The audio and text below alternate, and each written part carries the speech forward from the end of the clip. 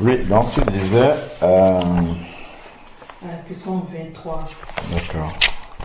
Éternel est mon berger, je ne manquerai rien, je ne manquerai de rien. Il me fait reposer dans le vert pâturage. Il me dirige près des eaux paisibles. Il restaure mon âme. Il me conduit dans les chantiers de la justice à cause de son nom. Quand je marche dans la vallée de l'ombre de la mort, je ne crains aucun mal, car tu es avec moi. Ta houlette et ton bâton, voilà mon réconfort. C'est réconfort. Ailleurs, c'est ton bâton et ta houlette et ton bâton me rassurent. Oui. Ou dans d'autres versions. Oui. Dans ta question, c'est sur la houlette et le bâton. Oui, la roulette et les bâtons qui nous rassurent. C'est la parole. Alors,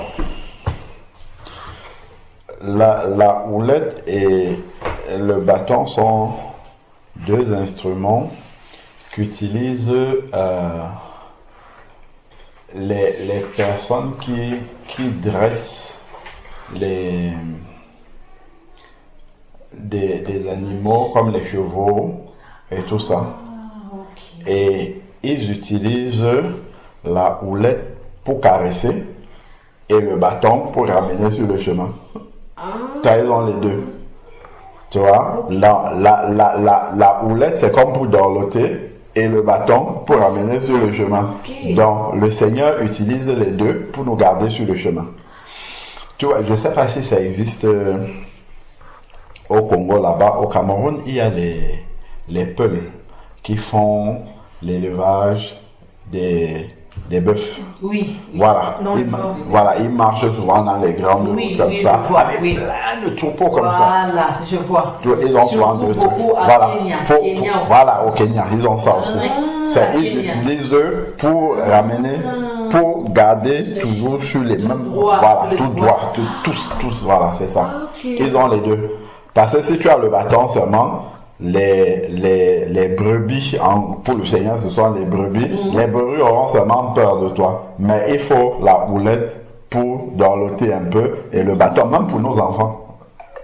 Pour nos enfants, il faut l'amour et à côté aussi la rigueur. Voilà, il faut les deux, toujours. C'est ça l'équilibre pour que ils restent sur le chemin.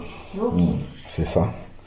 C'est ça l'expression. Donc voilà ce qui me rassure, c'est-à-dire que le Seigneur, à la fois, je sais qu'il y a le bâton pour me corriger si ça ne va pas, et il y a la houlette aussi pour me... Comment on peut dire ça? Pour m'encourager. Voilà, c'est ça. Il m'encourage, mais il me corrige aussi, puis ça ne va pas. Il corrige, il aime en corrigeant. Voilà. Comme ça me permet de rester sur le chemin.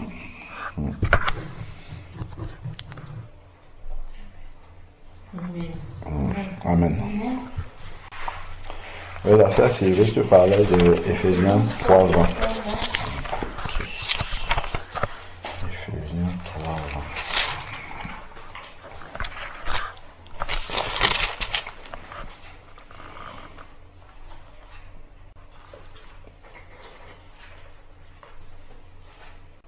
Bon, le passage dans le parler, c'était plutôt 2:20.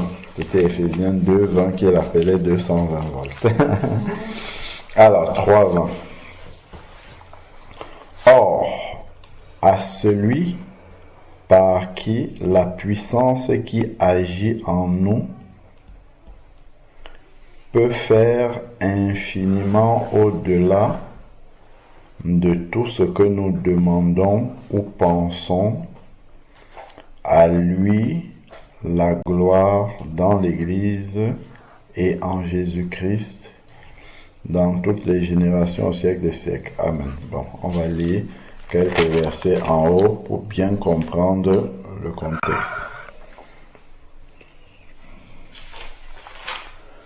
Alors, le chapitre 3 chez moi est intitulé Mystère de la vocation des païens. On va lire chacun son tour. Comment? On peut lire chacun son tour. Oui. Ce serait bien que... Oui, bah donc, on va... Attends. Oui, je veux voir, on peut lire à partir du verset 14. Attends. Pour bien comprendre le contexte.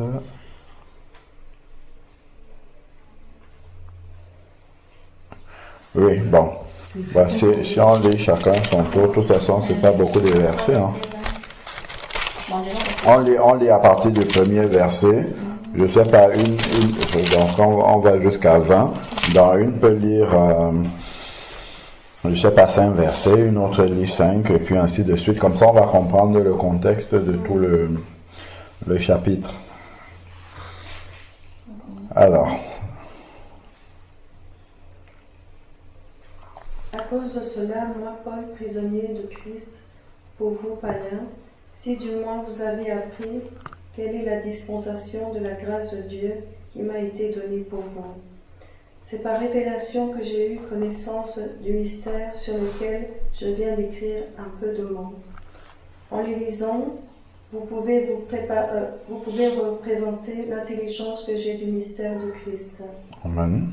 Il n'a pas été manifesté aux fils des hommes dans les autres générations, comme il a été révélé maintenant par l'Esprit aux saints apôtres et prophètes de Christ.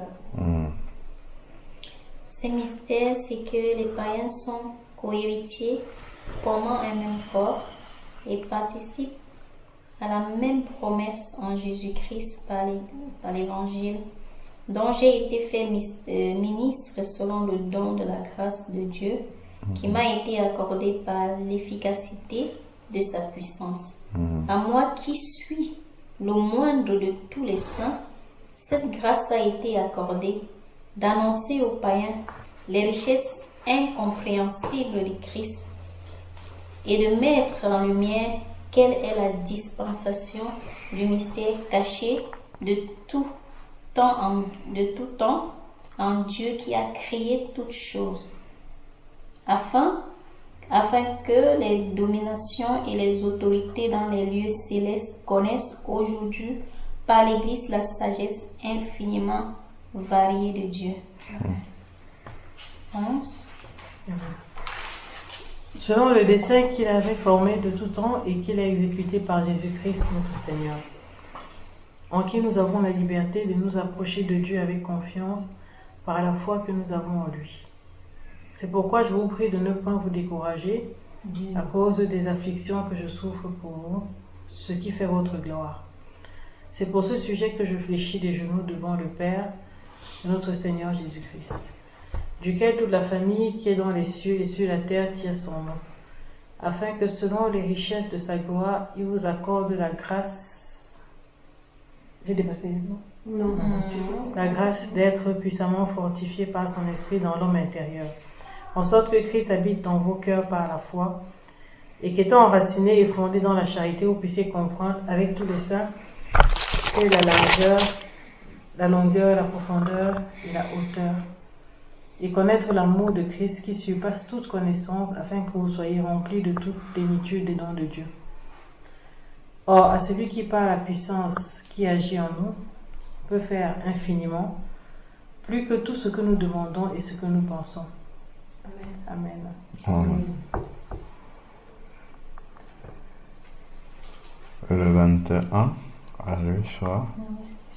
J'ai laissé. Non, moi c'est 21. À lui soit. Dans l'église. C'était seulement laisser Jésus comme il faut lire pour On finit par la louange. Alors, dans le verset, dans le chapitre, on voit qu'il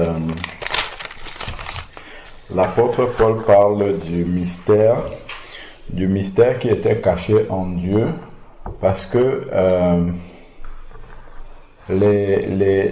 puisque Christ est venu au milieu des Juifs, ils n'avaient pas compris, même les apôtres, ils n'avaient pas compris que, en fait, le mystère qui était caché en Dieu, c'était le salut pour l'humanité complète. Ils pensaient que Jésus était venu pour les Juifs pour sauver les Juifs, pour s'occuper des problèmes des Juifs. Il n'avait pas compris que les païens étaient inclus dedans aussi. On peut le voir d'ailleurs avec l'apôtre Pierre, pardon. L'apôtre Pierre, lui, savait qu'un Juif n'a même pas le droit d'entrer chez un païen. C'est pour ça que le Seigneur, dans Acte 10, lui donne une vision où il voit une nappe dans laquelle il y a les différents animaux, les quadrupèdes. Il lui dit, tue et mange. Et lui, il dit, je n'ai jamais mangé un animal impur. En fait, ça représentait les païens, qui étaient considérés par les Juifs comme des impurs. Le Seigneur lui dit, tue et mange. Donc, il lui parlait déjà de dire que, en fait, vous allez former un seulement. Et quand la vision est partie comme ça, tout de suite, les gens que Corneille avait envoyés sont arrivés, ça rejoint ce qu'on disait tout à l'heure là. Ils sont arrivés et ils lui disent que, voilà, notre responsable a envoyé t'appeler. Et quand il arrive chez Corneille, effectivement, il trouve que c'est un païen. La première parole qu'il a prononcée, Corneille avait réuni toute sa famille, ses amis, tout ça. Il a dit que vous savez vous-même qu'il n'est pas permis à un juif d'entrer chez les païens. Mais Dieu m'a révélé que en toute nation où il y a des hommes qui craignent Dieu, Dieu est favorable à ces personnes-là. C'est comme ça que le Seigneur a cassé dans la pensée de Pierre l'idée que le salut c'était uniquement pour les Juifs. Et comme le jour de la Pentecôte, nous sommes même le week-end de Pentecôte comme on dit là, le jour de la Pentecôte, en fait, les 120 qui étaient dans la salle là, c'était les 120 Juifs. Aucun païen parmi eux. Aucun. Parce que tous ceux qui marchaient avec Jésus, c'était des Juifs. Voilà. Ouais. Donc, le Saint-Esprit était descendu sur eux. Et ceux à qui Pierre prêchait le jour de la Pentecôte, c'était des Juifs aussi, mais qui habitaient dans différentes nations. C'était pour que le Seigneur a permis qu'ils entendent l'évangile, que l'Église est née, pour qu'ils aillent dire ça partout dans le monde entier. Voilà. Mais il n'y avait pas de païens. Donc, quand Pierre commence donc à prêcher chez Corneille, il n'a même pas eu besoin de prier ou de faire quoi que ce soit. Dieu lui-même a envoyé le Saint-Esprit sur les païens qui écoutaient de la même manière que sur les Juifs le jour de la Pentecôte. Pour montrer à Pierre que, en fait, ce que vous avez vécu, les païens ont vécu la même chose, vous êtes pareils. Et c'est là que Pierre a dit, peut-on refuser l'eau du baptême à ceux qui ont reçu l'Esprit comme nous? Amen. Donc quand il est même rentré dans Acte 11, raconter cela à Jérusalem, les autres l'ont blâmé, ils disent comment tu peux entrer chez un païen. Mais quand il a tout détaillé, ils se sont tous tués. Ils ont dit c'est la volonté de Dieu.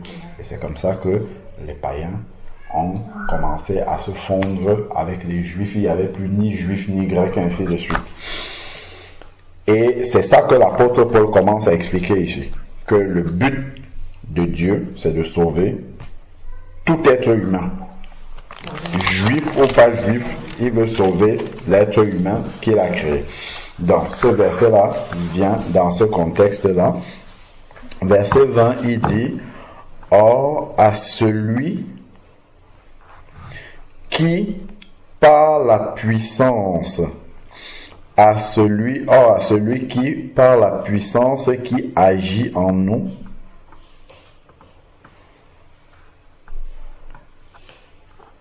à celui qui, par la puissance qui agit en nous, peut faire infiniment au-delà de ce que nous demandons et pensons. » Alors, la puissance qui agit en nous, c'est quelle puissance? Du Saint-Esprit.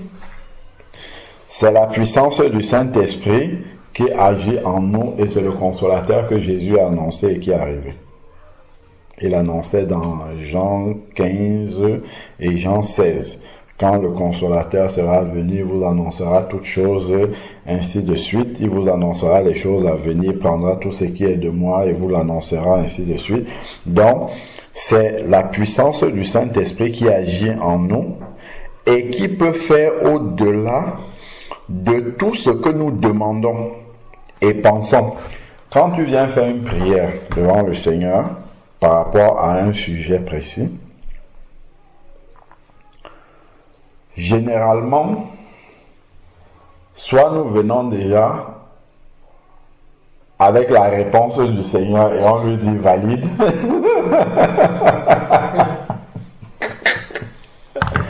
On vient, on lui dit, voici le problème Seigneur, voici la solution, mets ton cachet dessus et puis c'est bon, je pars.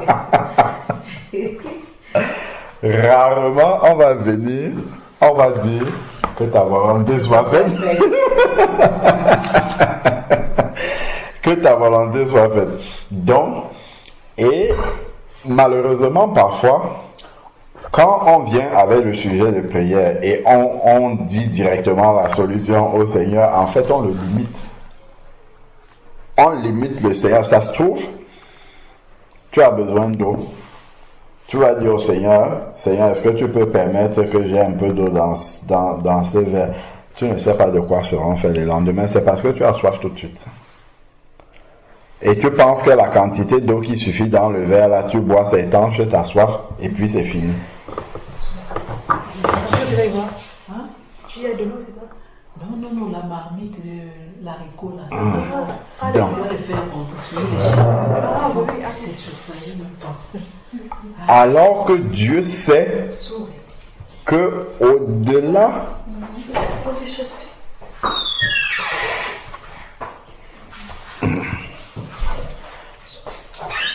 donc, alors que Dieu sait que quand tu vas finir de boire ce verre d'eau là, en réalité il y aura beaucoup plus, tu auras besoin de beaucoup plus que ça. Toi tu demandes juste le verre-ci, il sait que peut-être même la bouteille là ne va pas te suffire parce que il va avoir telle ou telle situation, telle situation. Donc tu peux demander ça aujourd'hui. Dieu ne te donne pas l'eau, il te donne plutôt le jus, parce qu'il sait que là tu auras besoin de plus de sucre, parce que tu as besoin de plus de force, parce que ainsi de suite. Alors que toi tu es venu, tu dis je veux l'eau. Dieu va répondre par le jus. Soit tu peux même dire que ça ne vient pas de Dieu, parce que ce n'est pas ce que je lui ai demandé. Donc en fait tu as déjà mis Dieu dans une case. Or tu ne sais pas quels sont les lendemains. Et le problème même que tu as posé à Dieu, tu ne connais même pas quels sont les contours de ce problème-là. Il y a peut-être des aspects que tu ne maîtrises pas dans cette situation. Je crois que c'est dans Romains 8 au verset 26 où il dit que parfois nous ne savons pas quoi demander au Seigneur dans la prière et le Saint-Esprit vient à notre secours. Parce que le Saint-Esprit, lui, prie forcément selon la volonté de Dieu. Il prie forcément selon la volonté de Dieu et il va demander ce qui correspond à la volonté du Seigneur. Donc, ici, quand il dit « Or, à celui qui, par la puissance, accomplit la puissance du Saint-Esprit, peut faire infiniment au-delà de ce que nous demandons. » D'ailleurs, on a vu, il y a quelqu'un qui a fait une prière. C'est vrai que lui-même, il a demandé quelque chose de précis au Seigneur, mais le Seigneur, la manière dont il a demandé a tellement plu au Seigneur que le Seigneur lui a donné au-delà. C'était Salomon. Voilà. C'était Salomon. Il a demandé juste la sagesse à Dieu pour bien administrer. Le Seigneur lui a donné beaucoup plus. L'apôtre Paul, lui, il a fait une bonne prière quand il a rencontré le Seigneur dans Acte 9. Me voici, Seigneur, que veux-tu que je fasse? Il n'a pas dit je veux être apôtre, il a dit me voici, Seigneur, que veux-tu que je fasse? Et le Seigneur lui dit entre à Damas et on te montrera ce que tu dois faire. Et le Seigneur a commencé à lui révéler petit à petit. Ananias est venu, le Seigneur m'a parlé que tu sois baptisé. Après, le Seigneur lui a enseigné. C'était petit à petit, il lui a pas déroulé tout le plan comme ça du début jusqu'à la fin. C'était au fur et à mesure. Donc, c'est la puissance du Saint-Esprit qui agit en nous et qui peut faire au-delà de ce que nous demandons. Ça, c'est pour ce qui concerne la prière de requête. Donc, le Saint-Esprit, Dieu utilise le Saint-Esprit pour répondre à nos prières, puisque Jésus ne peut plus descendre pour faire, c'est le Saint-Esprit qui agit. Donc, Et le Saint-Esprit est capable parce que lui connaît tout le contour de la situation, d'aller à la racine et de régler le problème vraiment que nous lui demandons à la racine en répondant au-delà de ce que nous avons proposé comme solution au Seigneur dans notre prière. Et maintenant, ce que nous pensons également, la puissance du Saint-Esprit qui peut faire au-delà de ce que, oui, dans la manière dont nous avons imaginé que Dieu peut résoudre une situation, le Saint-Esprit, lui, il est capable d'aller au-delà. En fait, ça nous conduit à prier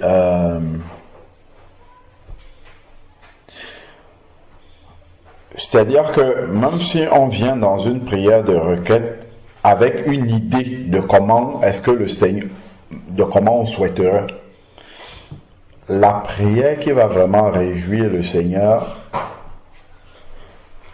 même si nous lui disons ça, c'est Seigneur, toi tu sais toutes choses. Fais ce qui est bien pour moi. Amen. Mais c'est souvent difficile de faire ça. C'est souvent difficile parce que le Seigneur utilise toutes les circonstances pour nous enseigner. Donc, tu peux venir demander ça.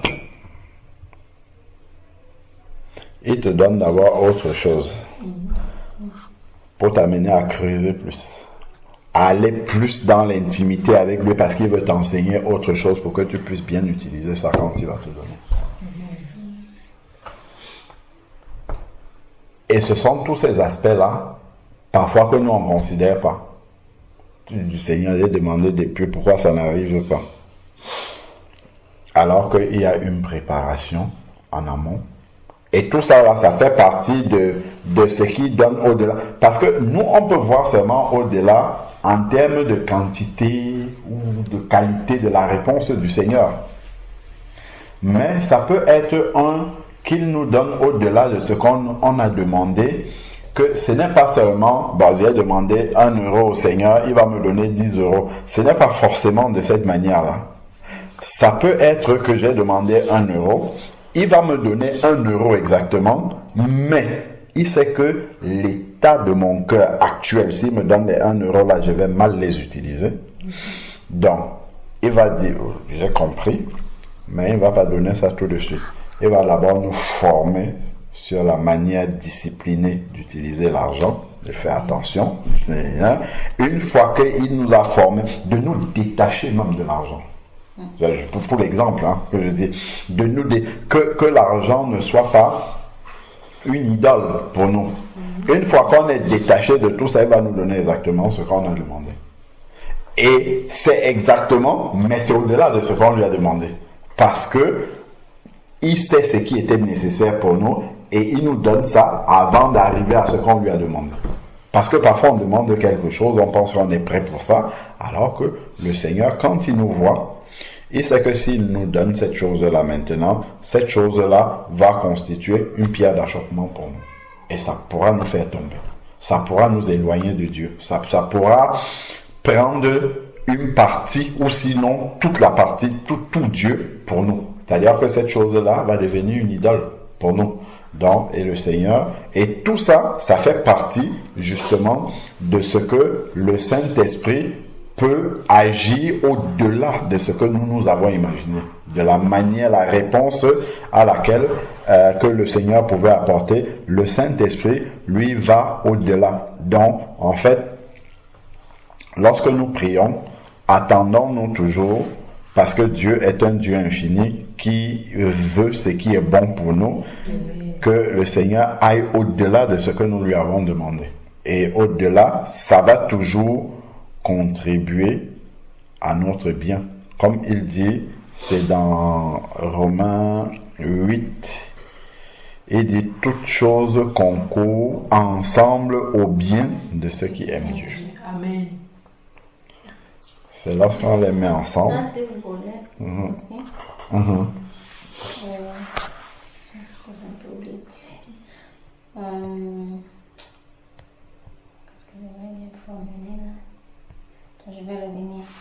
suis partie. Je sais pas. Bon, j'aimerais demander en fait. J'ai posé la question parce que c'était un message que quand en 2020, j'étais vraiment dans une... J'ai demandé, j'ai prié beaucoup au Seigneur, vraiment ma voix qui me montre mon chemin. Et à un moment donné, j'étais un peu perdue parce que en 2018, quand à un moment donné, j'avais pris une semaine pour prier, implorer vraiment, j'étais dans la supplication. Ça, c'était vraiment pas la requête, j'étais dans la supplication. Et le Seigneur me montre, il me fait voir un rêve. Et le rêve, donc je priais vraiment pour dire Seigneur, montre-moi ma voix. Et pendant que je priais, le Seigneur m'a plutôt amené à prier pour la longévité de ma maman. Donc prier pour sa vie. Et quand j'ai fini la prière, elle est décédée. Et c'était vraiment difficile pour moi. Elle est décédée, comment il m'a montré le rêve. Dans le rêve, il me disait, quelqu'un me dit dans le rêve, tu as une grande douleur et tu te lamentes beaucoup. C'était juste ça. Mais en fait, c'était au présent. Mais dans ma tête, quand je me suis levée, j'étais tellement troublée. En fait, quelque chose que...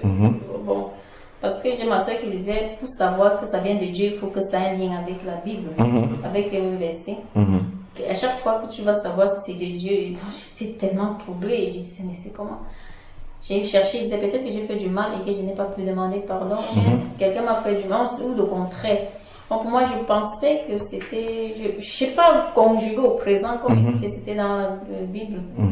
Et quelques jours, j'ai fait le rêve peut-être mercredi, le samedi, elle est décédée. Mercredi, jeudi, entre mercredi et jeudi, le samedi, elle est décédée. Ça fut vraiment une... J'ai pas compris en fait. J'ai pas compris et je me disais, bon, je sais que les plans de Dieu ne sont pas les nôtres. Les nôtres, oui. Et oui, après j'ai repris, j'ai continué à prier. En 2020, je priais tellement. Après le message que j'avais eu par rapport au travail, qui me disait rien n'est impossible à Dieu, j'ai eu le travail. Bon. Après, tu sais même pas ce que c'est. Hein? C'est quand tu l'as que tu découvres que c'est ça. Tout à fait. Ce qui se passe. Et dans une prière, j'étais vraiment, je savais même pas où je vivais, où j'étais vraiment dans le comme ça. Et quand tu étais venu à la maison pour parler à ma belle-sœur, je disais Seigneur, parle-moi. Un jour, j'étais tellement dépassée. Je priais même pas et j'ai reçu cette parole. Mais je ne savais pas que c'était biblique. Et j'étais chaque fois, ça tournait dans ma tête. Et un jour, voilà une soeur qui envoie en 2021, je l'ai reçu en 2020, en 2021, elle envoie un petit message pour souhaiter la bonne année. Elle avait mis ses versets. Et quand j'ai lu, j'ai compris que c'est ça. Et c'est exactement ce que j'avais reçu. Mais je ne comprends pas, je comprends pas le sens de... Oui, quand on va demander, penser, peut-être on prend vite sa vie, on se divers. Mais je ne comprenais pas en fait. Et à chaque fois, j'ai dit, je veux comprendre. Quand on parle, et puis, si on doit lire, c'est tellement de choses qu'on ne comprend pas de quel côté on va. Oui, on doit penser, on doit donner.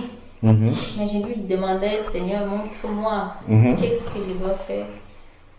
Et à la fin, je suis sortie de cette maison, c'était... Oui, je suis sortie comme ça. On nous a même coupé la lumière, c'était tellement de choses. J'étais seule, tu te souviens, c'était très très difficile. Et je disais, mais cette verset-ci, le Seigneur me parle, qu'est-ce que je comprends, qu'est-ce que je dois faire?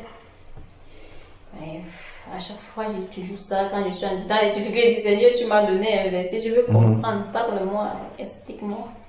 Pourquoi j'ai explique-moi qui me donne le discernement de la compréhension. Oui, donc quand tu expliques, parfois tu penses que c'est si, alors qu'au fond, soit il t'a même déjà montré la direction de là où tu vas passer, mais tu penses toujours qu'il faut comme si, comme ça. Je pose des questions, mais je voulais comprendre en fait. Parce que ma soeur me disait, j'ai une soeur que j'avais, en fait, celle qui a donné sa vie au Seigneur me disait toujours, pour savoir qu'une parole vient de Dieu, ça doit être biblique. Tu ne peux pas prendre ça ailleurs, impossible. Donc, ça doit être biblique. Et quand on parlait de la première, la première prophétie, bon, je ne sais pas si je dois dire prophétie, j'ai dit toujours la parole. Ça avait un lien, je voyais ça dans Jérémie. Et quand le Seigneur dit, y a-t-il une chose qui soit impossible de la part de l'Éternel? Oui, il parle à Jérémie aussi. Imagine un temps de guerre. Et Jérémie achète le terrain, il y a la guerre partout, et puis franchement, c'était la merde, c'était impossible. Et de l'autre côté, c'était Sarah à son âge, et qui peut imaginer? Et je regardais, et puis j'ai dit, ben, c'est un peu mon histoire. J'ai eu ce travail au milieu d'un tourment, d'un tourbillon, de tout, et le Seigneur disait, y a-t-il une chose qui soit impossible à Dieu? J'ai reçu un matin comme ça, hein, comme je vous dis, je prie. Pendant que je prie pour les sujets des gens, on me rappelle que, mais tu pries depuis là, qu'en est-il de toi? Et je reçois la parole. Y a-t-il une chose, c'était seulement le message, y a-t-il une chose qui soit impossible de la part de l'Éternel? Non, qui soit impossible à Dieu. C'est après que j'ai vu qu'il y avait dans, parce que quand je parlais à ma soeur, mais si ce n'est pas biblique, c'est que oublie, hein. Alors j'ai vu ça dans, le Seigneur avait parlé c'était à Sarah, et de l'autre côté, il a parlé à Jérémie. Oui. En fait, les deux histoires, je me voyais un peu dans l'histoire, et je me disais peut-être dans le tourbillon, le Seigneur répond à ta prière. Donc rien ne lui est impossible, il peut donner où il veut. Tout à fait. Donc c'était par rapport à ça que j'ai posé la question. D'accord, tout à fait. Au milieu d'une prière. Oui. Voilà. Tout à fait. Et dans ce contexte-ci, effectivement, ça couronne le fait que dans la pensée des Juifs, Dieu ne pouvait sauver que des Juifs. Ah oui, c'est vrai. Il est capable d'aller au-delà et sauver plus que ça. Et dans notre vie pratique, ça nous montre que le fait que nous avons le Saint-Esprit en nous, en fait, Dieu peut agir au travers de son esprit. C'est très profond, parce que ça, c'est une parole d'encouragement même pour nous qui marchons avec le Seigneur dans tout ce que nous entreprenons. C'est-à-dire que Dieu peut nous utiliser au-delà de ce que nous, on se reconnaît comme ayant des capacités. C'est-à-dire qu'il peut utiliser des capacités au-delà de ce qu'on pense avoir dans une situation particulière. Parce qu'on a l'Esprit de Dieu. Et l'Esprit de Dieu en nous est infini dans la manière dont il peut agir. Donc c'est vraiment, effectivement, un verset d'encouragement de ne pas se limiter, en fait. De ne pas se limiter, parce que Dieu n'est pas limité. Il n'est pas limité. Et effectivement, il peut faire ce à quoi nous n'avons même pas pensé.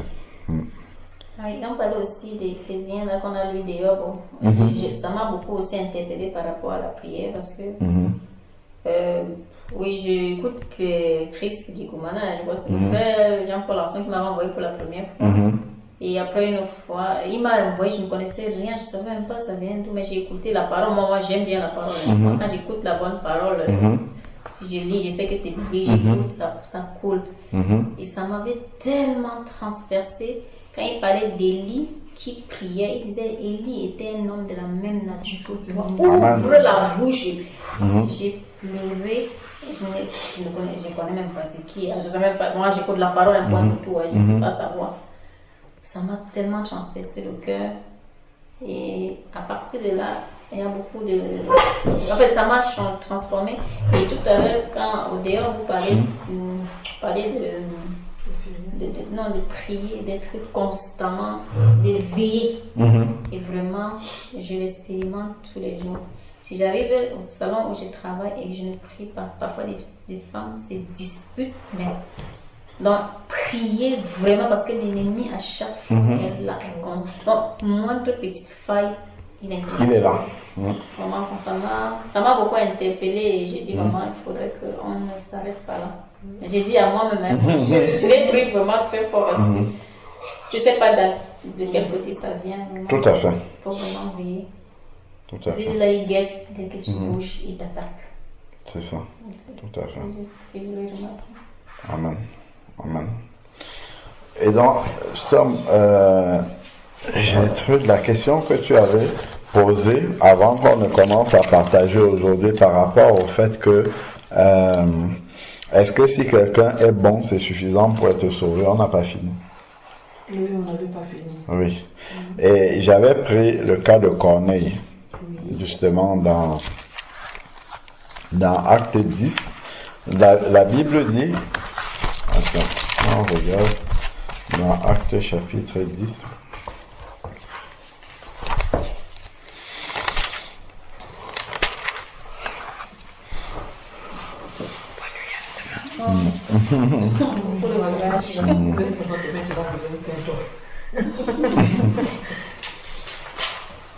Acte 10. Oui, Acte 10, on part à partir du verset 1. Tu vois, il est écrit. Bon, on peut continuer sur le même principe que tout à l'heure. Hein. Et puis, prenons déjà les 10 premiers versets. Il y avait à Césarée un homme du nom de Corneille.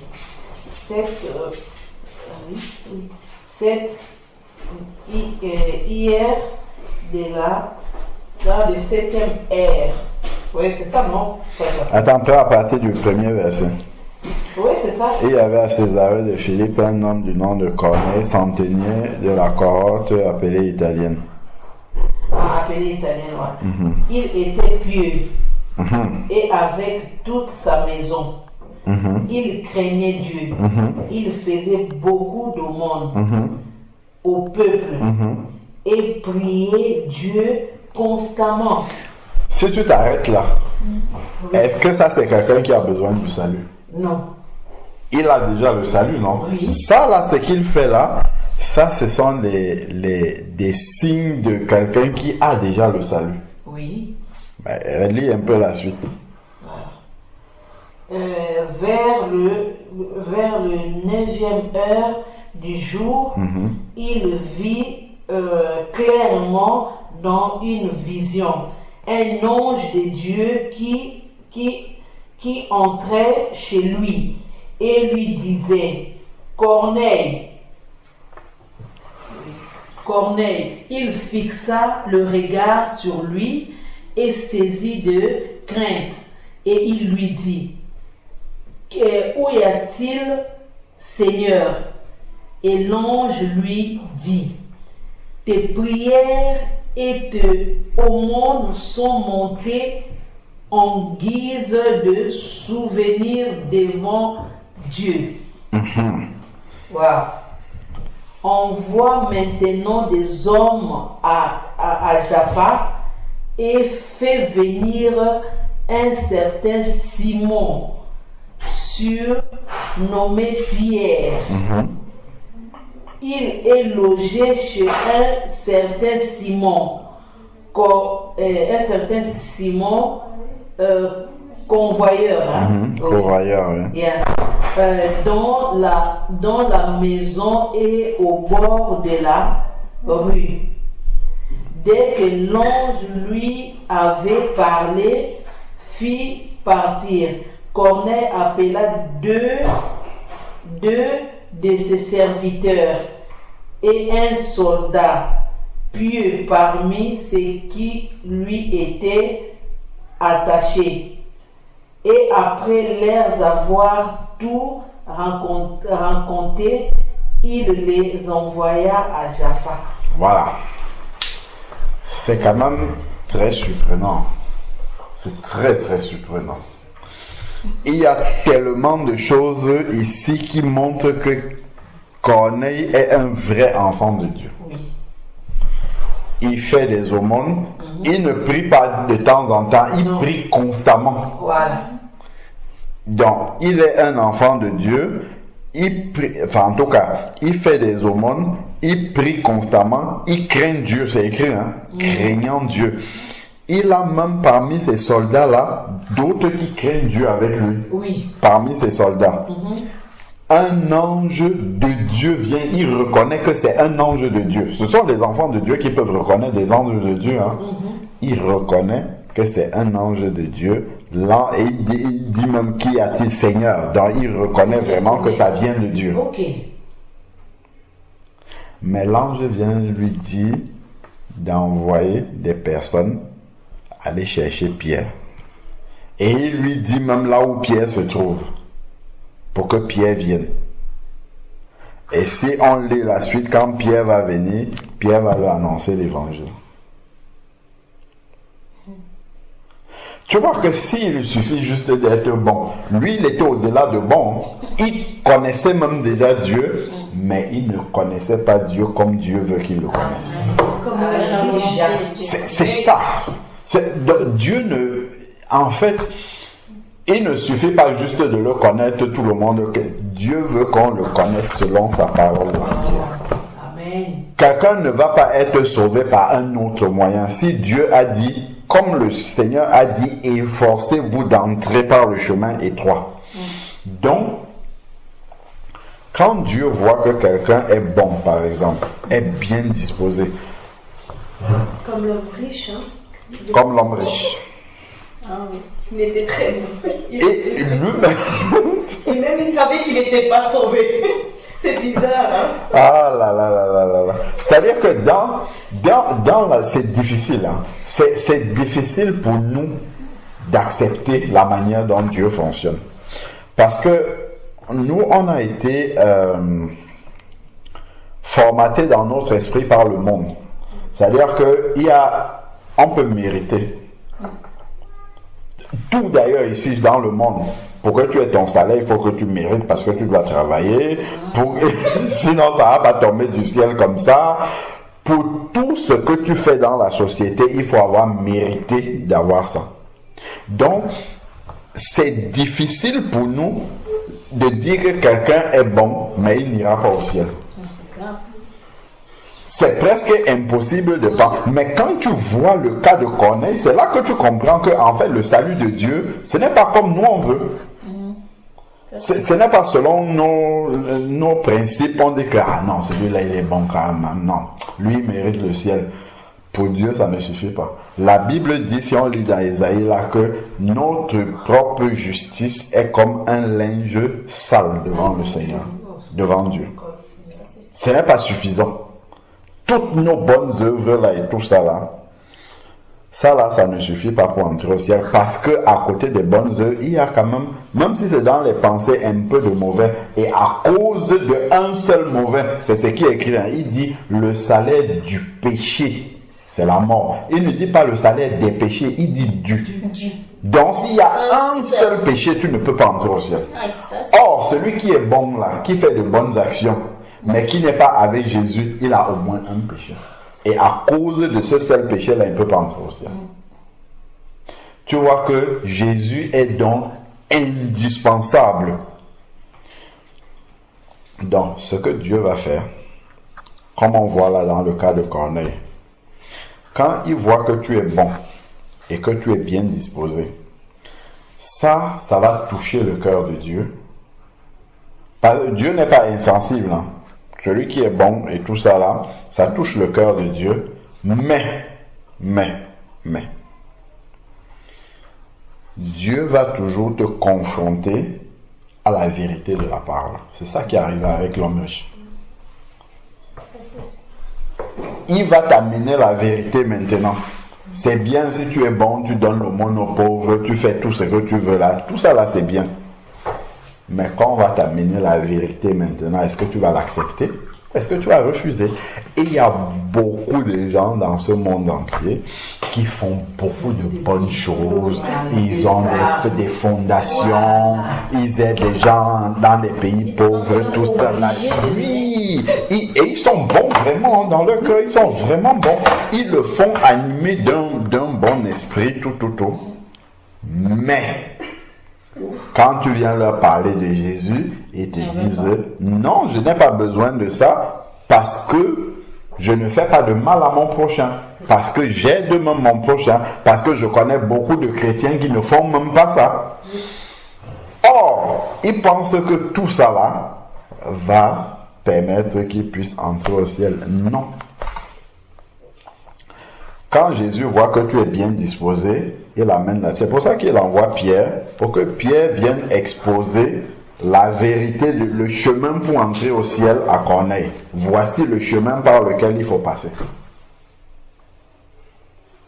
Même quand on voit Nicodème, dans Jean chapitre 3, Nicodème était un chef des pharisiens. Nicodème n'était pas mauvais, hein? Il n'était pas parmi les pharisiens qui posaient les pots de banane à Jésus, au contraire même. Lorsqu'on a crucifié Jésus, Nicodème était avec Joseph d'Arimathée pour prendre le corps de Jésus et tout ça. Alors, il avait seulement peur des autres pharisiens, mais lui, il craignait le Seigneur. Et c'est à lui, là, que Jésus dit que si vous ne naissez d'eau et d'esprit, vous ne pouvez même pas voir le royaume de Dieu.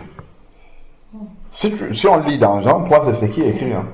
Il dit, celui qui ne naît d'eau et d'esprit ne peut pas entrer dans le royaume des cieux. Allons lire ça.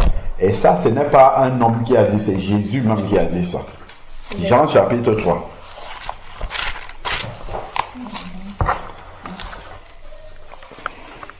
Jean au chapitre 3, on peut lire les 10 premiers versets. Donc, on répartit toujours, comme on a dit tout à l'heure.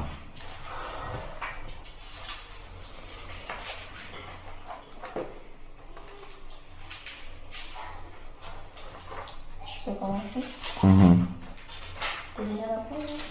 Attends, je crois que la situation encore. C'est bon.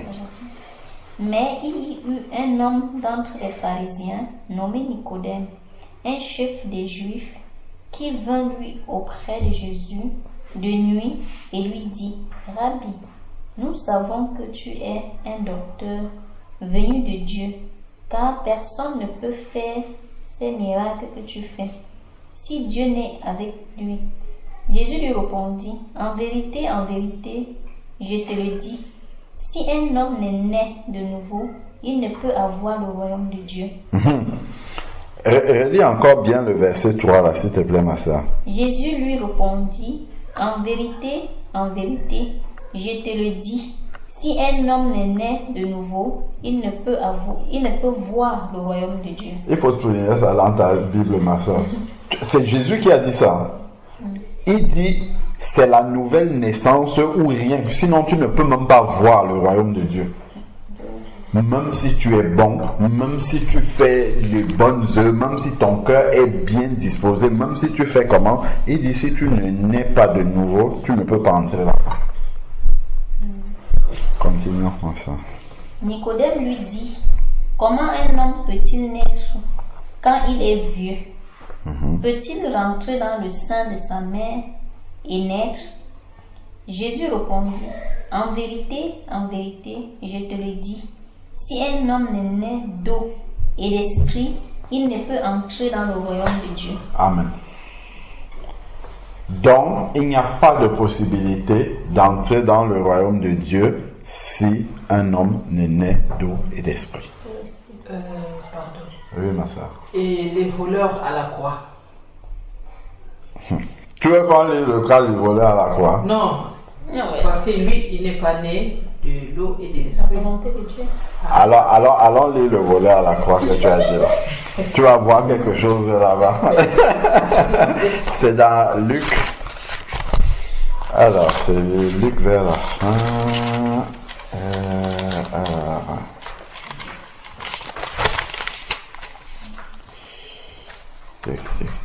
Institution à la scène. Je crois que c'est dans Luc 23. Oui. Et tu as Matthieu, Marc et Luc. Donc, il faut passer d'abord Marc. C'est ça, c'est juste après Marc. Luc, combien? Voilà, donc on va prendre vers le verset 40. Voilà, on peut pas à partir de 32. Luc combien? Luc 23 à partir de 32.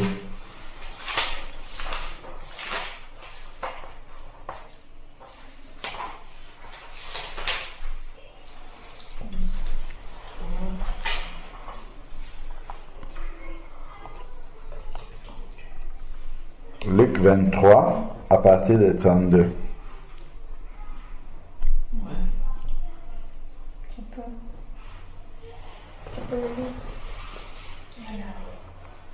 On conduisait en même temps deux malfaiteurs qui devaient être mis à mort avec Jésus.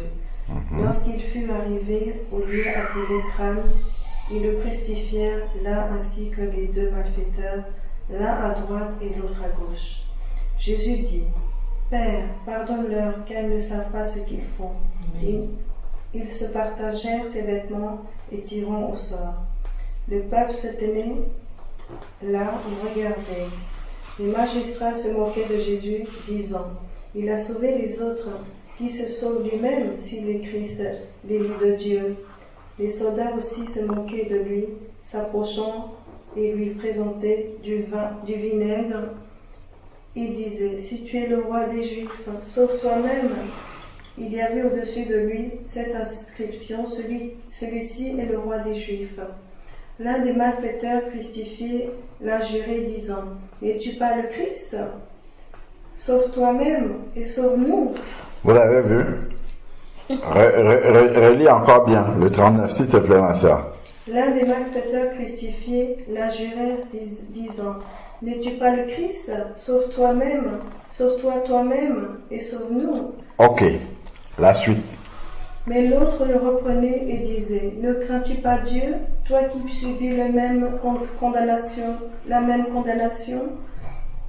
Pour nous, c'est juste, car nous le recevons de ce qu'ont mérité nos crimes, mais celui-ci n'a rien fait de mal. » Et il dit à Jésus, « Souviens-toi de moi quand tu viendras dans ton règne. » Jésus lui répondit, « Je te le dis en vérité, aujourd'hui tu seras avec moi dans le paradis. » Arrêtons.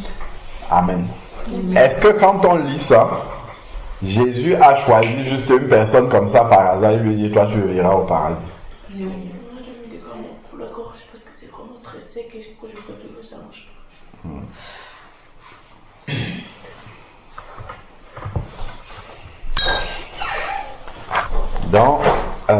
Dans ce passage-ci, est-ce que Jésus a choisi juste quelqu'un comme ça au hasard et il dit, toi tu seras au paradis avec moi? Il y a quelque chose qui s'est passé. Et cette chose-là, il y a plusieurs choses même qui se sont passées qu'il faut vraiment regarder dans les détails. Si on lit le verset 38. Lorsqu'on a crucifié Jésus, on a d'abord lu avant que les soldats, plusieurs se sont moqués de lui. D'accord. Donc,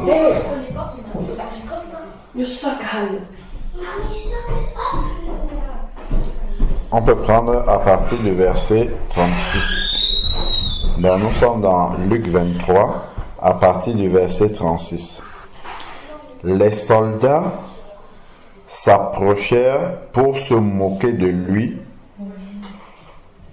et lui présenter du vinaigre en disant, « Si tu es le roi des Juifs, sauve-toi toi-même. » Pourquoi est-ce que le roi des Juifs peut se sauver lui-même s'il est sur une croix? Est-ce que vous comprenez ça? Pourquoi le roi des Juifs aurait la capacité de se sauver s'il est sur une croix? Parce qu'ils savent très bien. C'est parce qu'ils le reconnaissent bien. Ressusciter les morts, on ne sait pas. Non, c'était. Mais pourquoi ils disent le roi des Juifs? Parce qu'ils savent qu'il s'est dit roi lui-même. Mais si on prend Hérode, on le met à la croix, lui qui est le roi des Juifs, est-ce qu'il peut se sauver lui-même? Non, parce qu'ils ont vu que Hérode n'est pas Jésus, ce que Jésus a fait est au-delà de ce que l'être humain normal peut faire. D'accord.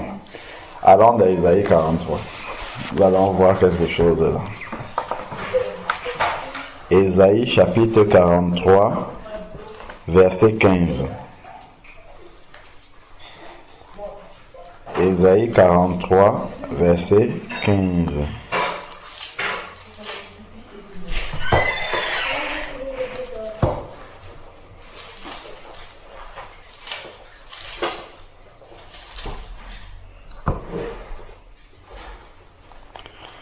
Isaïe 43, verset 15.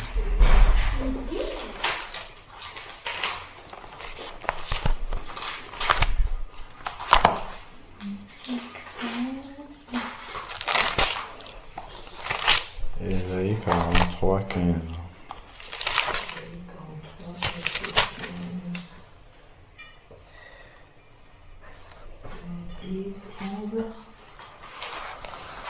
Ésaïe 43, 15.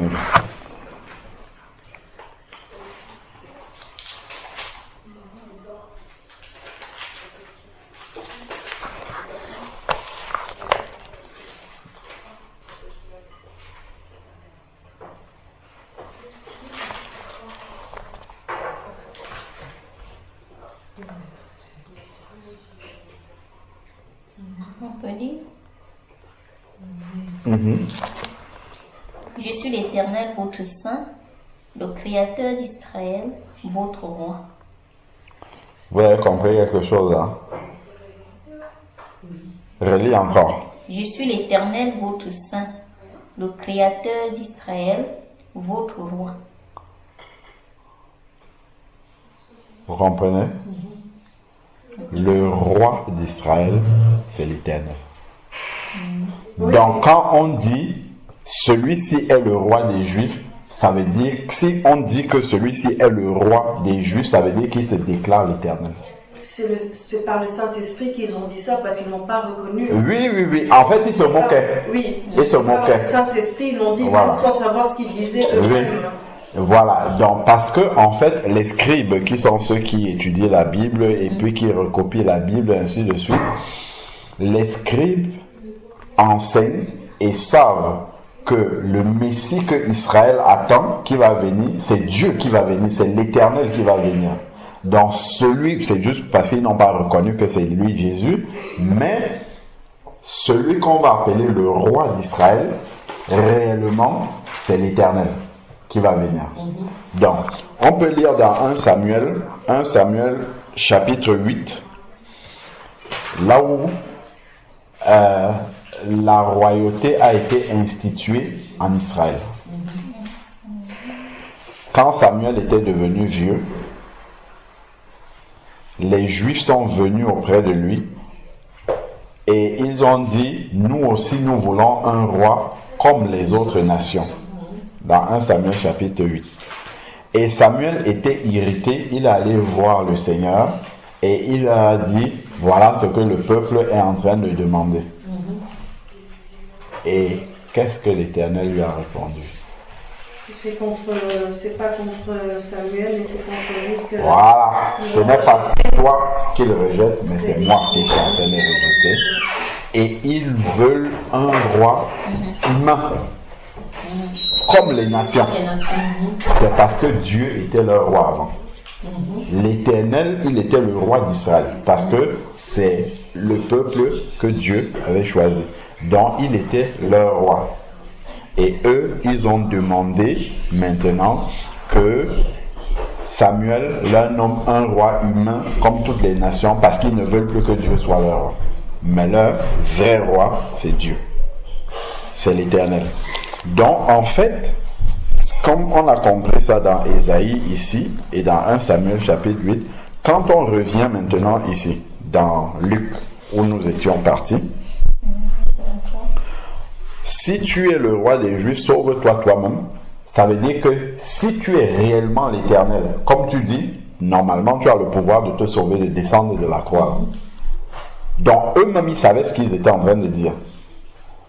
Donc, ça veut dire que en fait tu dis que tu es le Messie, mais tu n'es pas l'Éternel. Sinon tu devais pouvoir descendre. Voilà. Donc, quand on comprend bien ça maintenant, on va voir la suite. Il y avait au-dessus, nous sommes au verset 38. Luc 23, verset 38.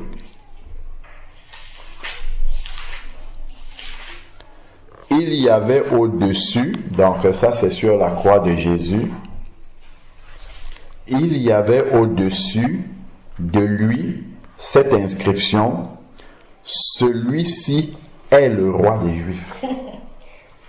Donc ils ont écrit en fait le motif pour lequel on l'a tué.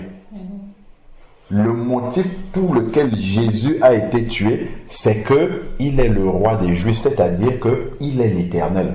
Or, ça c'était un blasphème, parce que eux ils le prenaient pour un homme. Et c'est un blasphème de dire qu'il est l'Éternel. C'est pour ça qu'on l'a tué. C'est la raison pour laquelle on l'a tué. Et ils ont écrit cette inscription. Les pharisiens sont venus dire au soldats romains qui avaient écrit ça, effacé ça, et écrivait plutôt « Celui-ci a dit qu'il est le roi des Juifs ». Parce que eux, ils ne reconnaissaient pas qu'il est le roi des Juifs. Et Pilate a dit « Ce qui est écrit, est écrit ». Parce que c'est la vérité. Comme il disait, c'est le Saint-Esprit qui a conduit. En fait, ils ont écrit la vérité. Celui-ci est le roi, sans le savoir. Celui-ci est le roi des Juifs. Les pharisiens, eux, ils connaissent l'écriture. Ça veut dire que vous avez écrit celui-ci, c'est l'Éternel. Donc, eux, ils ont dit non. Effacez ça. Écrivez plutôt celui-ci dit. Il a dit lui-même. Nous, on ne reconnaît pas ça. Mais celui-ci dit qu'il est le roi des Juifs. Pilate a dit, ce qui est écrit, on n'a pas changé. On a laissé ça comme ça. Donc, en réalité, ici, eux, ils ne croient pas que Jésus, c'est l'Éternel Dieu qui est là. C'est pour ça qu'on l'a crucifié. Lisons maintenant la suite. Verset 39. C'est là qu'on va arriver au brigand. L'un des malfaiteurs, suspendu en croix, blasphémait contre lui. Blasphémait. N'est-ce pas le Christ? Sauve-toi toi-même et sauve-nous. Donc, il se moque aussi de Jésus, un des malfaiteurs. Mais l'autre. Donc, le mais introduit l'autre malfaiteur qui a un comportement qui est différent. Suivons maintenant ce qu'il va dire celui-là. Mais l'autre lui fit des reproches et lui dit. Donc, il reconnaît déjà, le malfaiteur qui est à la croix, reconnaît que celui qui parle en disant que Jésus, si tu es le Christ, est en train de blasphémer. Il lui fait des reproches. Ça, tu trouves même un païen qui est bon là dehors, si on parle de Jésus, il ne va pas le faire. Sauf s'il est déjà disposé à devenir un enfant de Dieu, il ne va pas le faire. Et lui n'est pas concerné par ce qui concerne Jésus. Mais le brigand là, il défend quand on blasphème sur Jésus. Ça, c'est un travail que seul l'Esprit de Dieu peut faire dans le cœur de quelqu'un. Donc, ça c'est la première chose. Donc, il reprend l'autre. Et donc, il lui fait des reproches. Et qu'est-ce qu'il lui dit? Il dit, ne crains-tu pas Dieu? Première chose. Tu es en train de blasphémer contre Jésus. En fait, tu es en train de montrer que tu ne crains pas Dieu. Lui ne blasphème pas, ça veut dire qu'il craint Dieu. C'est pour ça qu'il ne blasphème pas. Tu vois? Donc, regardons maintenant la suite. Il dit, toi qui subis la même condamnation. La même condamnation que qui? Relisons bien encore ce qu'il lui dit. Ne crains-tu pas Dieu, toi qui subis la même condamnation que qui? Que Dieu, en fait. C'est ça qu'il dit. Donc, il reconnaît que Jésus, c'est Dieu qui est à la croix. Ne crains-tu pas Dieu? Ne crains-tu pas Dieu, toi qui subis la même condamnation que lui, que Dieu? Donc, le brigand à la croix reconnaît que l'autre est en train de blasphémer en parlant comme ça de Jésus. Et il reconnaît que c'est Dieu qui est là à la croix. Donc, ce n'est pas n'importe qui peut dire comme ça. Le Seigneur dit même que nul ne peut dire que Jésus est Seigneur si ce n'est l'Esprit de Dieu. Donc, en fait, ce brigand-là, il y a un travail du Saint-Esprit. En fait, il est en train de révéler. On disait tout à l'heure que c'est de l'abondance du cœur que la bouche parle. En fait, il révèle ce qu'il y a dans son cœur déjà. Donc ça, c'est quelqu'un qui est repenti déjà. Hein?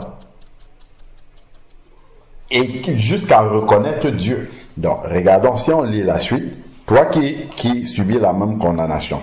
Il dit, pour nous, c'est justice, car nous recevons ce qu'ont mérité nos actes.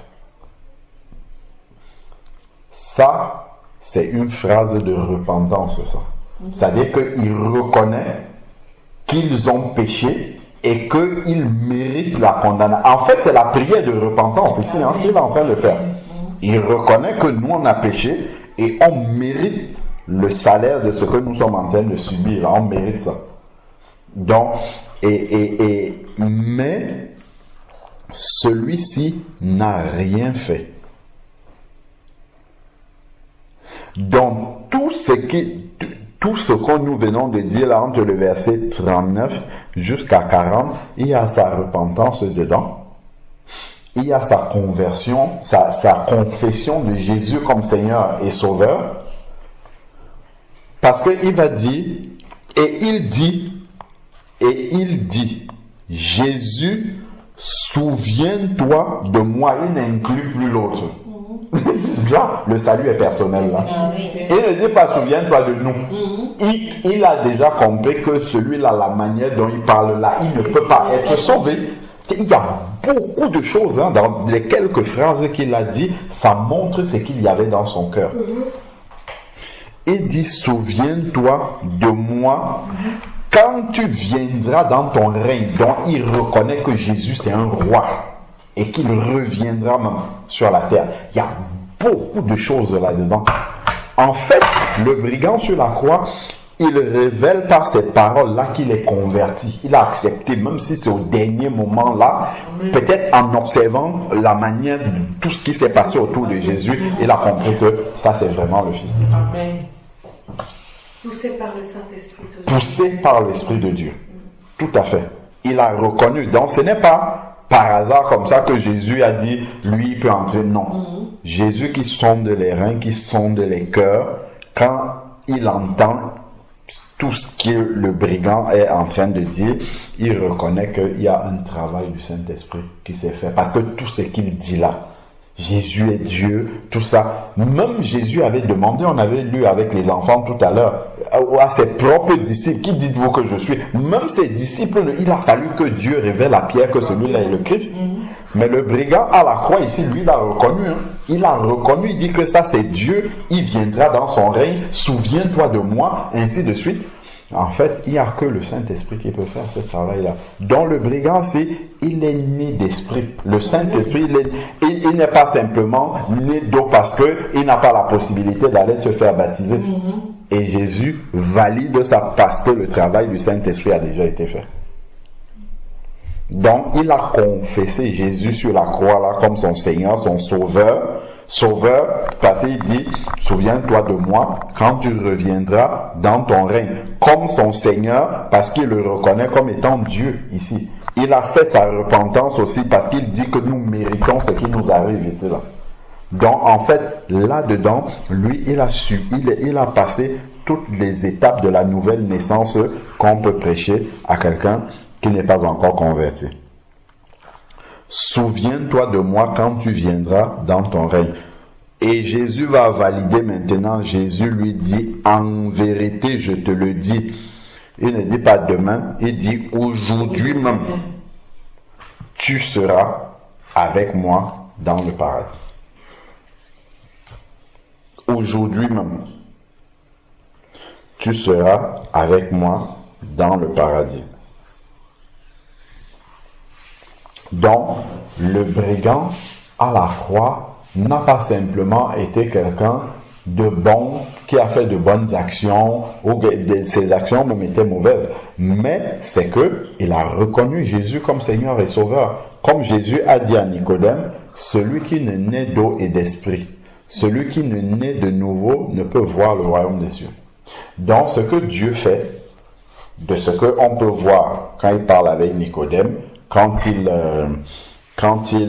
manière dont il agit avec Corneille, c'est que s'il voit que ton cœur est bien disposé, tu fais du bien, tout ça, il va t'amener la vérité comme ça. Parce que même le brigand, là, il a été confronté à la vérité, il a vu tout ce qui se passait, il fallait que, soit il se tait, et il ne prend pas position, mais s'il intervient, il doit dire ce qui est, en tout cas, il va me révéler ce qu'il y a dans son cœur par rapport à tout ce qu'il voit. Et ce qu'il a vu l'a plutôt conforté à dire que non, ça c'est vraiment le Fils de Dieu. C'est le Fils du Dieu vivant qui est arrivé là. Et le Seigneur l'a sauvé, il a validé sa conversion là. Donc, si quelqu'un est bon, il est gentil, il est juste, enfin, ce que Dieu va faire, il va permettre que tu rencontres un enfant de Dieu comme Corneille a rencontré Pierre, pour qu'il t'annonce vraiment la manière dont on est de nouveau. Il faut que tu te repentes de tes péchés, que tu confesses Jésus comme ton Seigneur et ton Sauveur, parce que tu as besoin de lui pour entrer au paradis, pour que tous tes péchés soient effacés, pas juste toutes les bonnes actions que tu fais, c'est bien, mais si tous tes péchés ne sont pas effacés, s'il reste un seul, tu ne peux pas entrer au ciel. Donc, il va t'expliquer ça maintenant, et puis il te laisse. Corneille aurait pu dire à l'ange que moi je ne partirai pas voir Pierre, moi je suis déjà bon, je prie constamment, je fais l'aumône, il n'y a pas besoin que Pierre vienne me dire quelque chose encore, moi je sais ce qu'il faut faire. Il aurait pu se montrer propre juste, c'est-à-dire pratiquer sa propre justice et dire que toutes les œuvres que je fais là, pour moi je suis pieux, Dieu me connaît, je n'ai pas besoin de ce qu'il va me dire là. Mais le Seigneur a permis qu'il puisse que Pierre vienne lui parler. Si on lit même dans Acte 19, il est dit que l'apôtre Paul, quand il était sur le chemin d'Éphèse, il va rencontrer des disciples. C'est des personnes qu'on appelle déjà des disciples. Et il va leur demander, est-ce que vous avez reçu le Saint-Esprit quand vous avez cru? Et les disciples vont dire, on n'a même pas entendu dire qu'il y a un Saint-Esprit. Il dit, mais c'est quel baptême que vous avez reçu? Et sur ces paroles-là, eux, ils vont répondre, c'est le baptême de Jean. Paul leur dit, le baptême que vous avez reçu, c'était pour la repentance, c'était pour vous amener à Christ. Mais Christ, il est venu pour vous, il est mort, il est ressuscité. Paul aurait pu dire, ok, maintenant que je leur ai expliqué ça, c'est bon, partez. Sur ces paroles-là, il les a baptisés. Pourquoi il les a baptisés? Parce que la manière dont ils ont connu Jésus-Christ, ils se sont limités au baptême de Jean, ce n'était pas suffisant, il faut aller jusqu'au bout, tel que le Seigneur a montré dans sa parole. On voit en fait que la parole de Dieu, le Seigneur dit, efforcez-vous d'entrer par le chemin étroit. Il y a un seul chemin, il dit, je suis le chemin, la vérité et la vie. Il n'y a pas de l'à peu près. Si Dieu voit que tu es bon, il va te montrer, voilà le chemin pour entrer. Maintenant, à toi de prendre la décision. Est-ce que tu te conformes à ce chemin-là, ou est-ce que tu dis, non, mes bonnes œuvres suffisent? Ça suffit pour entrer dans le royaume des cieux. Donc, si tu vois quelqu'un qui est bon, c'est que justement, le temps de Dieu pour lui est arrivé qu'il soit confronté à la vérité. Dieu va t'utiliser pour lui parler de l'évangile. Si tu vois qu'il ne reçoit pas l'évangile, ça veut dire que si il part comme ça, là, dans ces conditions-là, toutes ces œuvres-là ne vont pas lui servir. Est-ce que tu vois, ma soeur? Pour entrer dans le ciel, c'est ça qui est le chemin. Le chemin, c'est celui-là. Après, maintenant, quand quelqu'un devient un enfant de Dieu, il y a de bonnes œuvres que Dieu a préparées d'avant, dans Éphésiens 2, verset 10, les bonnes œuvres que Dieu a préparées d'avance pour que nous puissions pratiquer ces œuvres-là. Mais ça, c'est Christ qui déverse, qui met cette envie-là dans notre cœur. On dit, va, occupe-toi de telle personne, va visiter les malades, va faire ceci, ainsi de suite. Ça, c'est Dieu qui dépose ces œuvres-là dans notre cœur. Ce n'est pas nous-mêmes qui voulons faire de bonnes œuvres parce qu'on est déjà sauvés, mais c'est parce que l'Esprit de Dieu en nous pousse à faire cela que nous le faisons, mais ce n'est pas pour devenir sauvés. C'est parce que nous sommes sauvés que nous faisons les mêmes œuvres que Jésus aurait fait. C'est-à-dire, dans ces conditions-là, il aurait visité les malades, il aurait fait ceci, ainsi de suite. Donc, vraiment, c'est vrai que c'est Dieu qui pousse les hommes à agir de la bonne façon, à faire de bonnes œuvres, mais ce n'est pas suffisant pour aller au paradis. Il faut qu'ils acceptent Jésus-Christ dans leur vie comme Seigneur et Sauveur, sinon il va leur manquer quelque chose. Amen. Et c'est ce qui s'est passé. La sœur citait tout à l'heure le cas de l'homme riche. Il a demandé au Seigneur, que faut-il pour être sauvé? Le Seigneur lui dit, respecte les commandements. Il dit, mais tiens, lesquels? Le Seigneur commence à lui citer les commandements normaux. Honore ton père, ta mère, ne vole pas, ne prends pas la femme de ton prochain, tout ça. Il dit, oh, si ce n'est que ça, moi je respecte ça depuis ma jeunesse. Le Seigneur dit, donc tu respectes les commandements, très bien. Il te manque une seule chose. Parce que le Seigneur voyait que son cœur était attaché à ses biens. Le Seigneur lui dit, va, vends tout ce que tu as, donne-le aux pauvres et viens et suis-moi. Le test de sa conversion, c'était ça, c'est ça qui lui manquait, parce qu'il était encore attaché à l'argent. Tu vas voir maintenant un autre riche, qui est Zachée, mais à qui Christ ne demande pas ça. Parce que, en fait, le Seigneur, il connaît la nature, ce qu'il y a dans le cœur de l'être humain. À ce riche-là, il lui dit, vends tes biens, donne aux pauvres, et puis viens et suis-moi. À Zachée, quand il voit Zachée, il lui dit, descends. Il lui dit simplement, descends, moi je dois souper chez toi aujourd'hui. Donc quand il entre chez Zachée, en fait, c'est l'image du Saint-Esprit. La maison de Zachée, c'est le corps. Hein? Oui, quand Christ entre chez Zachée, c'est le Saint-Esprit qui entre chez lui. Amen. Et quand le Saint-Esprit entre chez Zachée, Zachée commence à parler, dit, je donne à tous ceux à qui j'ai volé, je donne 4 fois plus. Le Seigneur ne lui a pas demandé de faire ça. Le Seigneur n'a même pas encore parlé. Qu'il lui-même, en fait, c'est l'Esprit de Dieu qui le pousse à faire ça. Toi, lui, le Seigneur n'a pas eu besoin de lui dire, vends tes biens, donne aux pauvres, tout. C'est venu de lui-même. Donc, en fait, le Seigneur, il connaît les cœurs des personnes. Et c'est ce qu'il demande à chacun. C'est qui peut être une idole. Parce que le riche, là, l'idole dans son cœur, c'était l'argent, sa richesse, sa fortune. C'était ça qui était son Dieu, en fait.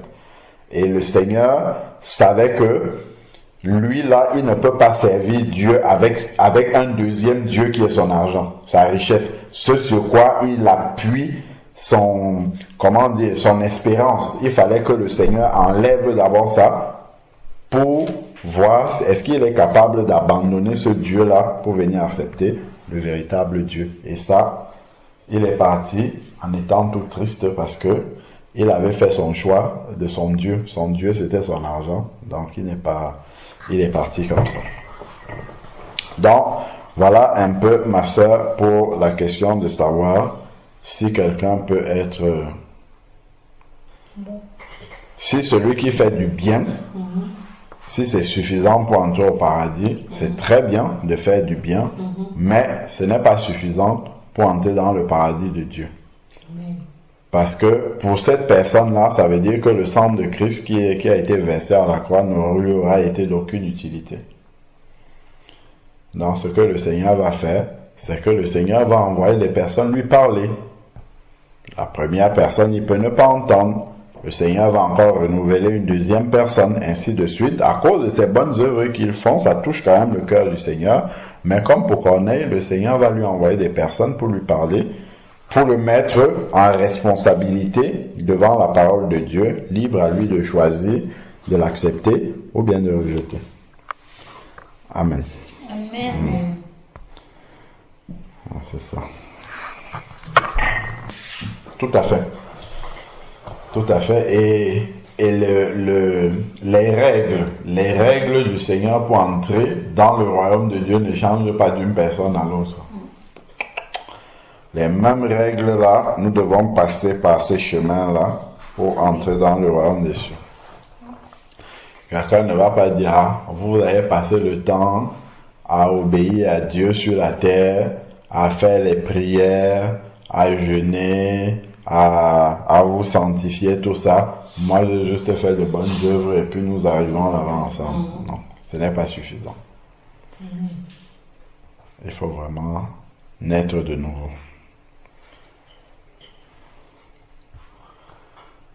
Amen. Je ne sais pas si vous avez d'autres questions. Ça veut dire que l'ignorance n'a pas de place Non. dans le royaume de Dieu. Non. Alors, il faudrait lire la parole. Tout à fait. Amen. Donner l'esprit de Dieu d'habiter en nous. Amen. Amen. Amen.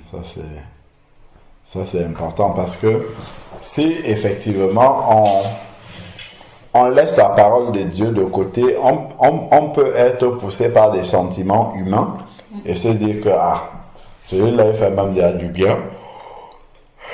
Il n'a pas besoin que je lui parle de Dieu parce que quand je le vois agir, ça veut dire que lui, il agit comme un chrétien. Non, c'est bon, je ne peux pas lui, ça sert à rien que je lui parle de Dieu, mais si, il faut pourtant lui parler de Dieu.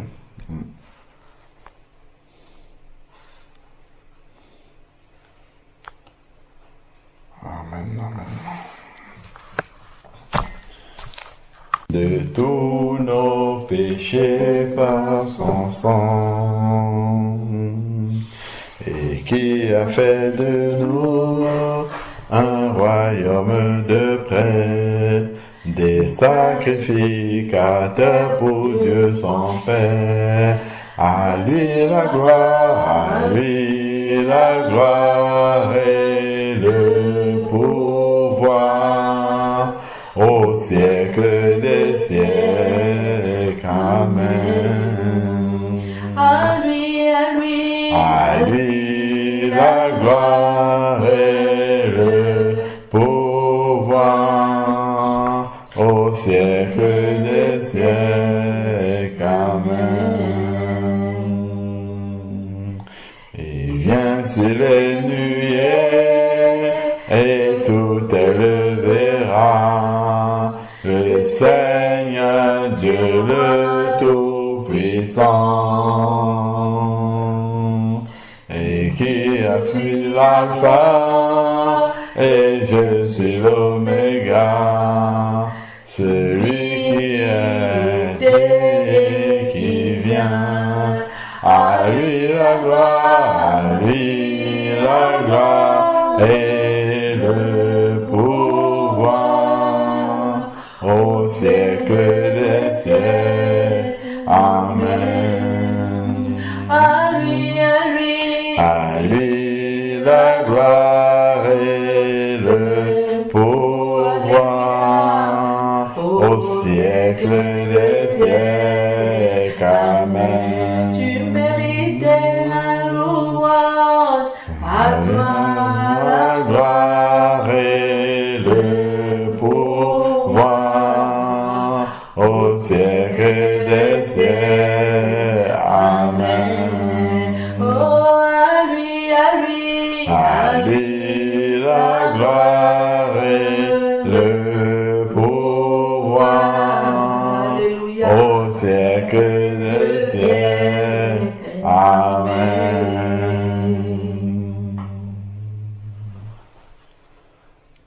Alléluia. Seigneur Dieu Tout-Puissant, nous bénissons ton nom encore pour ta parole qui est une lampe à nos pieds, Seigneur. Ta parole qui nous permet de comprendre, de discerner chaque situation, Seigneur Père. Merci encore pour la provision que tu nous as donnée ce soir, que cela puisse nous aider à mieux encore nous installer dans la marche avec toi, Seigneur Père éternel, que vraiment nous ne nous laissons pas, Seigneur Père éternel, distraire ou séduire par toute forme, Seigneur Père éternel, d'autres chemins pour arriver jusqu'au paradis. Père, car tu as défini toi-même le chemin. Tu as dit, je suis le chemin, la vérité et la vie. Seigneur Père, nous te prions vraiment, Seigneur Père éternel, que nous puissions communiquer l'évangile, partager l'évangile avec ceux que tu mets sur notre chemin en leur annonçant la vérité, Seigneur Dieu Tout-Puissant, la vérité selon laquelle, Seigneur Père éternel, il faut naître de nouveau pour entrer dans le royaume des cieux. Et que la religion, Seigneur Père éternel, n'est pas suffisante, les bonnes œuvres ne sont pas suffisantes, Seigneur Dieu Tout-Puissant, pour pouvoir entrer dans ton royaume. Viens, Seigneur Père éternel, et agis encore puissamment. Nous venons te confier notre nuit entre tes mains. Accorde à chacun de nous un sommeil doux, paisible, reposant, et que tout à l'heure, Seigneur Dieu, nous puissions encore nous lever en bonne santé, Seigneur Père éternel. Garde-nous encore, donne-nous le pouvoir digérer encore, Seigneur Dieu, tout ce que nous avons reçu comme ta parole, Seigneur Père éternel, qu'elle puisse faire son chemin dans chacun de nos cœurs et nous conduire à agir, Seigneur, et à marcher tel que tu veux, Seigneur Père éternel. Merci encore pour ta bonté, pour ta miséricorde. Prends le contrôle de nos rêves, que les anges de l'Éternel campent autour de cette maison et nous éloignent de tout danger, Seigneur Père éternel. Que vraiment cette maison qui nous accueille ne manque jamais d'huile, de farine. Nous prions au nom de Jésus que toute maladie, toute infirmité qui se trouve dans les corps de tous ceux et celles qui habitent dans cette maison, que tout cela soit ôté des corps au nom de Jésus. Nous détruisons toute maladie, toute infirmité dans les corps, car la maladie n'a rien à faire dans nos corps qui sont le temple de ton esprit, Seigneur Père. Que la maladie soit anéantie définitivement au nom de Jésus. Que tout esprit d'infirmité quitte les corps maintenant et que la santé totale, la paix, Seigneur Dieu Tout-Puissant, puisse régner en chacun d'entre nous, Seigneur Père éternel. Vraiment que toute la gloire te revienne. Merci d'avoir conduit nos sœurs depuis où elles étaient pour les ramener jusqu'auprès de nous. Père, que ces moments soient encore des moments bénissants, enrichissants, Seigneur Père, que nous puissions encore bénéficier de la richesse de la communion fraternelle que tu nous donnes, Seigneur Père éternel. Garde les enfants qui sont déjà endormis, Seigneur Père, que chacun de nous, nous puissions dormir du sommeil du juste jusqu'au matin, Seigneur Père, car tu dis que tu nous donnes la sécurité dans notre demeure lorsque nous nous couchons. Seigneur, viens et accomplis maintenant ta volonté, Seigneur Dieu, pour chacun de nous, et permets que demain nous puissions encore continuer à partager ta parole, Seigneur Père éternel. Que cela continue à nous enrichir encore davantage, Seigneur Père, et que nous allions pour pratiquer cette parole que nous avons entendue. Béni soit ton Saint-Nom encore, au nom de Jésus-Christ. Amen. Amen. Amen. Amen. Gloire à Dieu. Amen. Amen. Reposez-vous bien.